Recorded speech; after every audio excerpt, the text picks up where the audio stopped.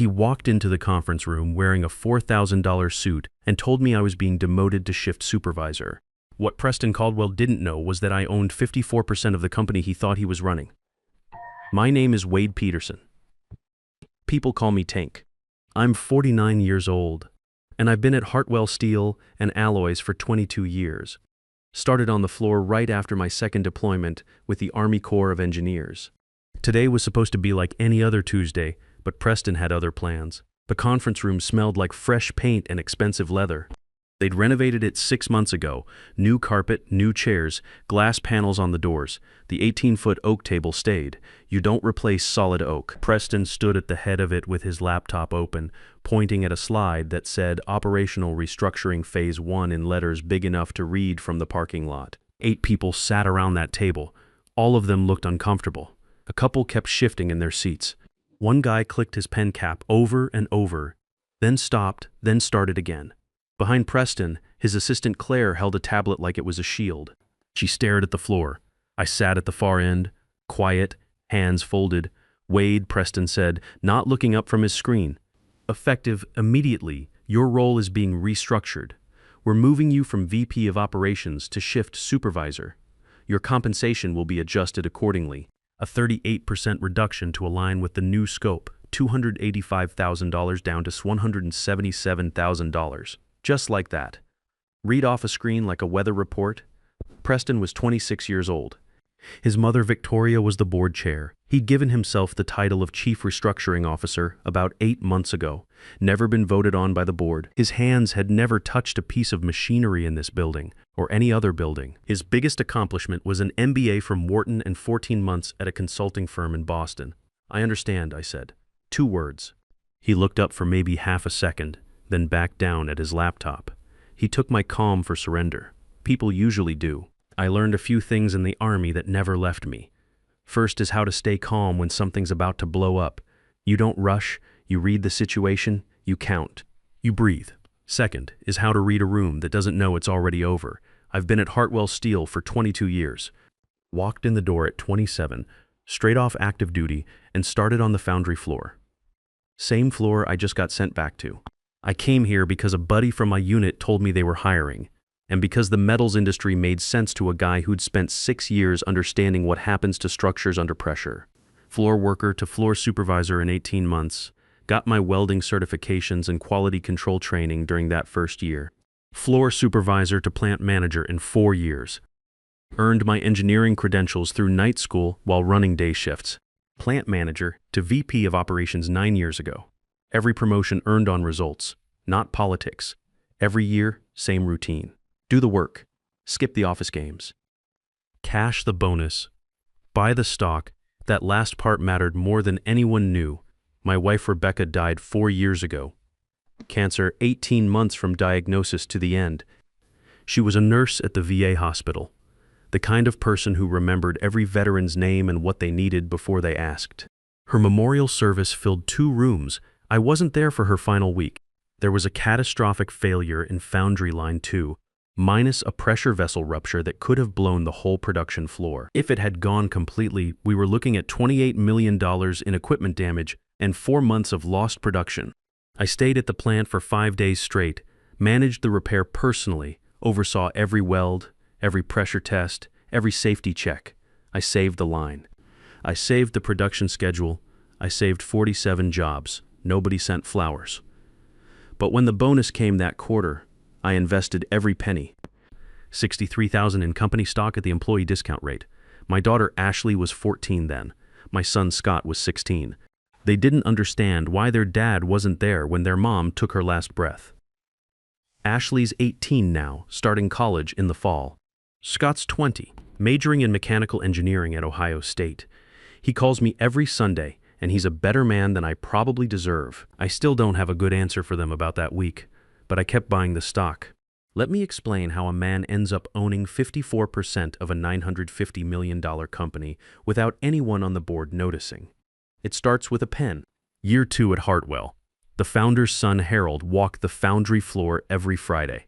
He was 68 then, still sharp, still smelled like motor oil and coffee. He'd stop at every station, ask questions, listen to the answers. Actually listen, not just pretend. He stopped at my station in December and watched me recalibrate a pour sequence I'd redesigned to reduce waste by 9%. He didn't say anything for a full minute. Then he reached into his jacket and handed me a silver pen, engraved. It said HSA Year 2, own what you build, son, he told me.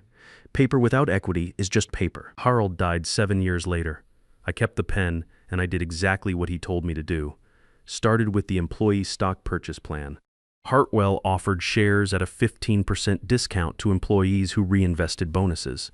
Most people took the cash, bought boats, paid off credit cards. I took the stock. Every quarter, every year for 22 years. Half a point here, a full point there. It adds up when you're patient and nobody's looking. Then came the private purchases. 4 retiring executives over 16 years each held blocks of Hartwell shares. Tom Reeves, VP of Procurement 19 years ago. He wanted cash for a cabin in Montana. I bought his block at market rate through my lawyer. Ed Phillips, Quality Director 15 years ago. Same story. Frank Russo, outgoing CFO 11 years ago. Frank wanted a clean break from the company. I gave him one. Last year, plant manager Jerry Walsh retired and liquidated his holdings. I was there with an offer within 48 hours. Every transaction documented. Every transfer filed. Every disclosure submitted to the SEC under the Hoffman Family Trust. The trust was my lawyer Dean Hoffman's idea.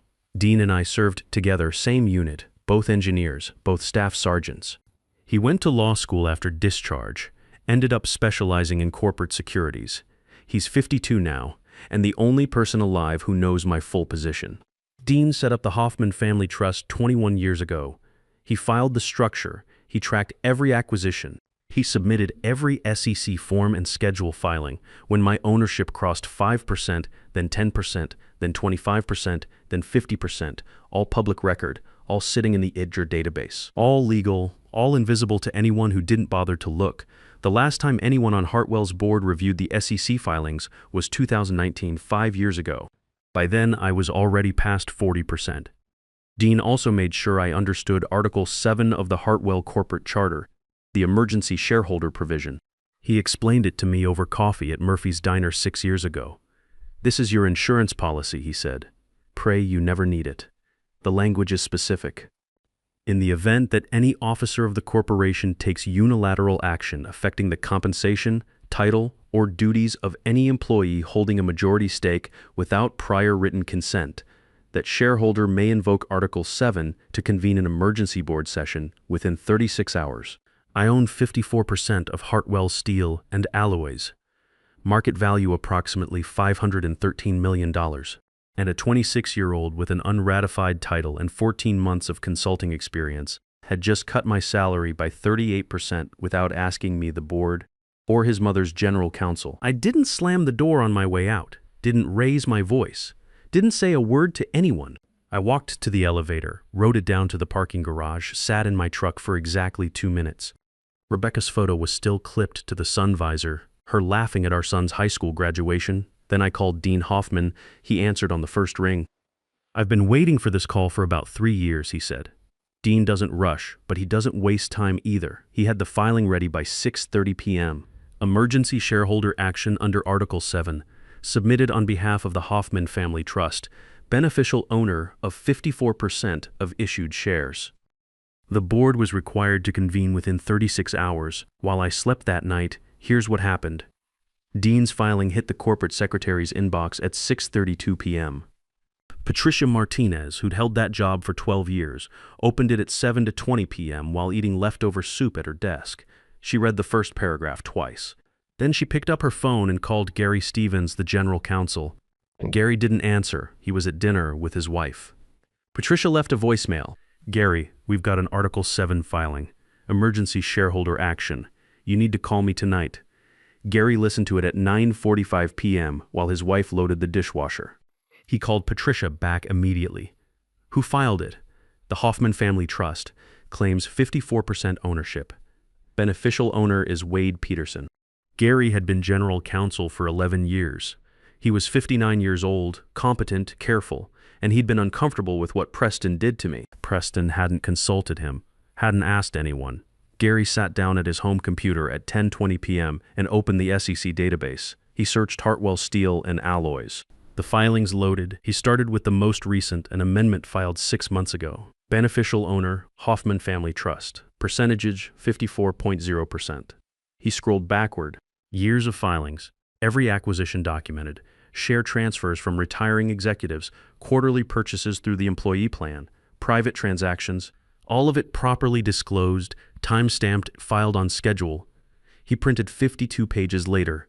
Gary told me his hands started shaking at page 8. By page 25, he'd loosened his tie. By page 40, he'd poured himself something he doesn't normally drink on weeknights. By page 52, he was staring at the wall. The filing was immaculate.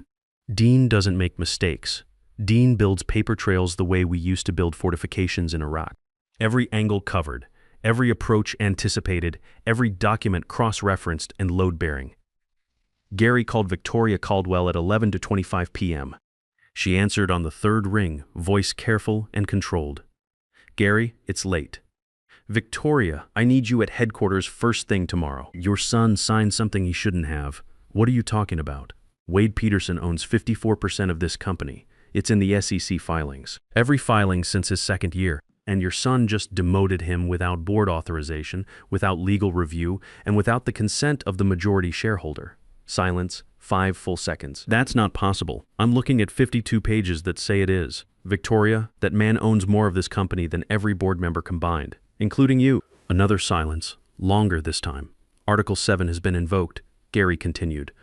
"We are legally required to convene an emergency board session within 36 hours.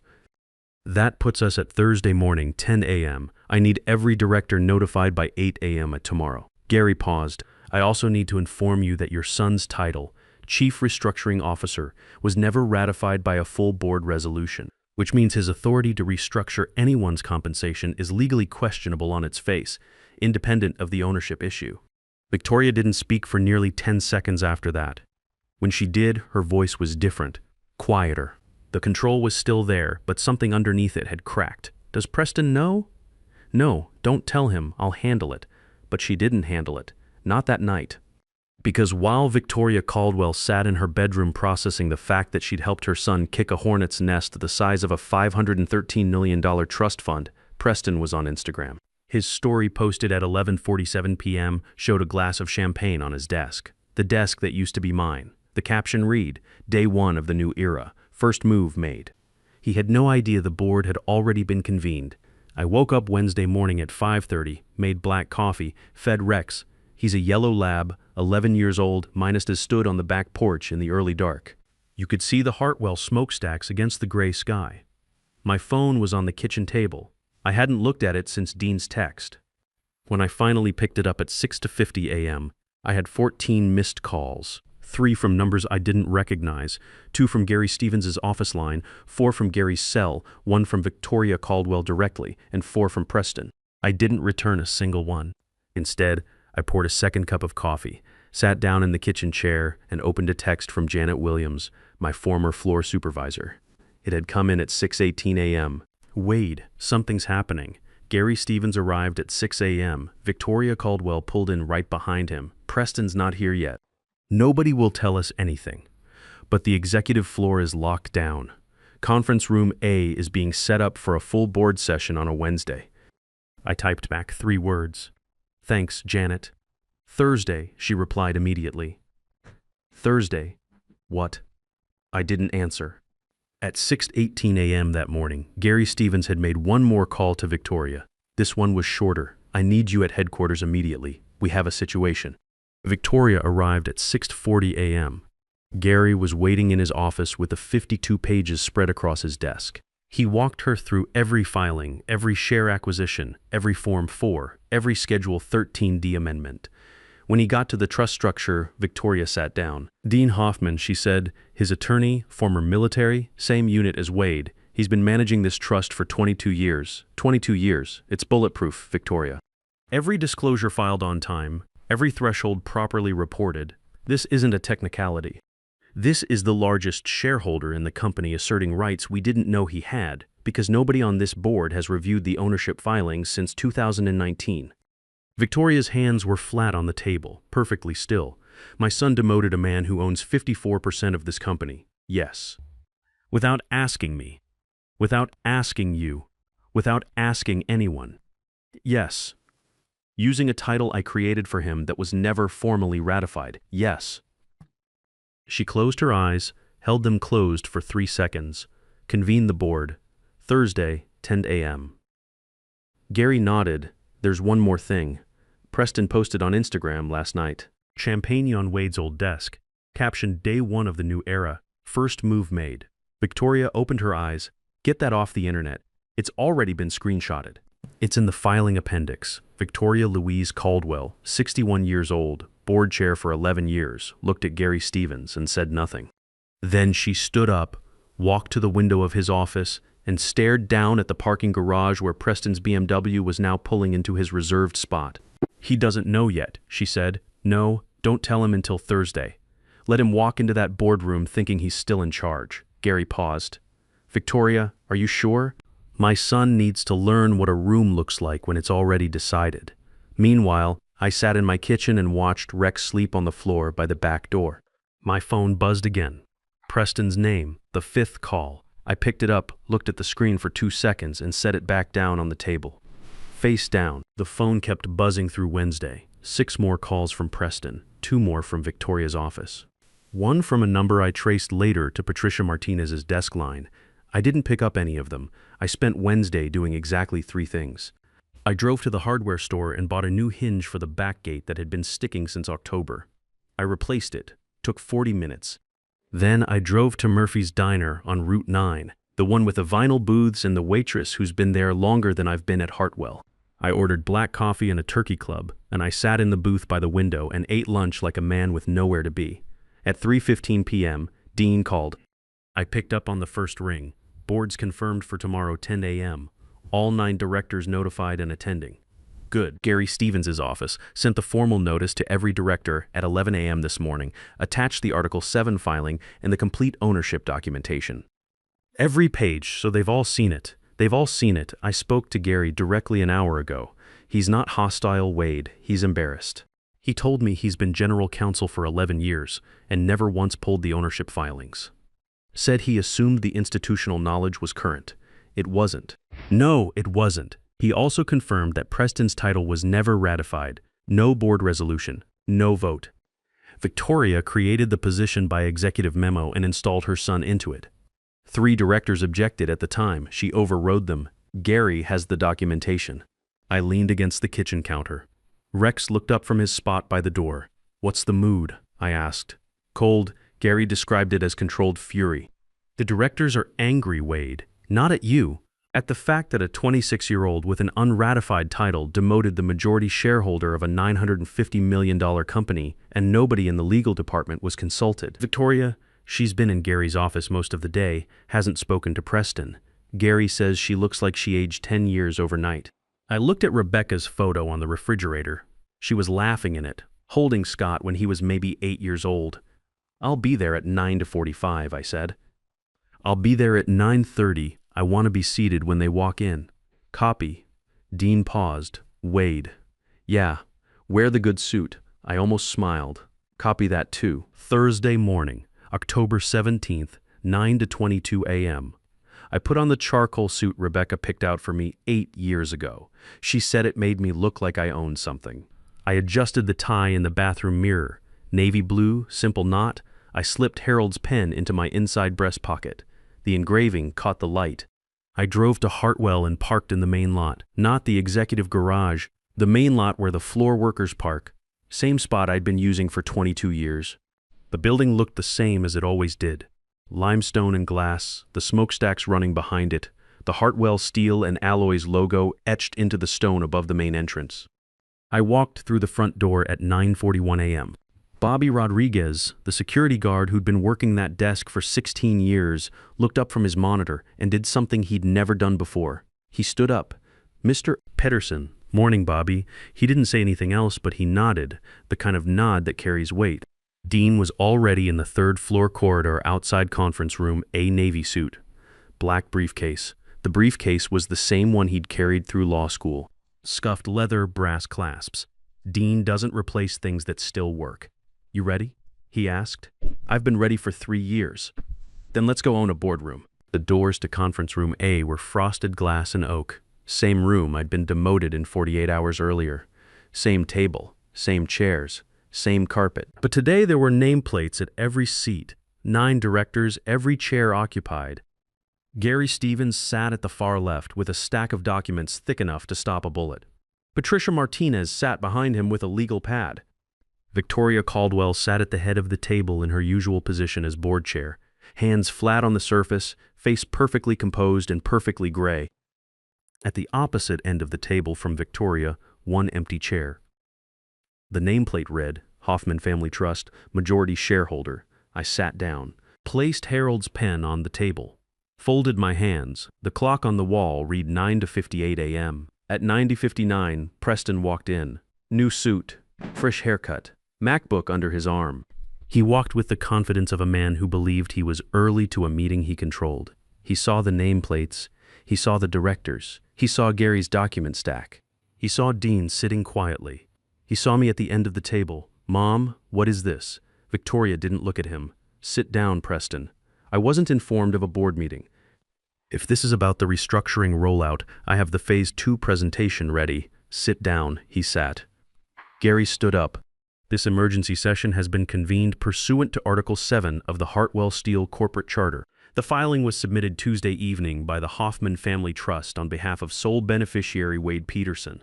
The trust holds 54% of Hartwell Steel's issued shares. This position has been documented in SEC filings for 21 years. Preston opened his MacBook. Victoria's voice cut through the room. Close the laptop, Preston. Gary continued. At current company valuation, Mr. Peterson's stake represents approximately $513 million. Additionally, the title Chief Restructuring Officer was never ratified by board resolution. Preston looked at me. For the first time since I'd known him, he wasn't performing. Those filings can't be. They're bulletproof, Dean said. 22 years of documentation. Every threshold reported, every transfer legal, every disclosure filed on schedule. Gary called the vote. One by one, every director voted to reverse all restructuring actions and remove Preston from his position. When he got to Victoria, she looked at her son once. She said, 9-0. Unanimous. Mr. Caldwell, your position is terminated effective immediately. Preston stood up, looked at me. Tuesday, you sat there and said, I understand. I did understand. Better than you. Security walked in. Preston left. The door closed. 2 hours later, I was CEO. Within 30 days, $13, $5 million dividend. Within 60 days, Preston was facing a $42 million lawsuit.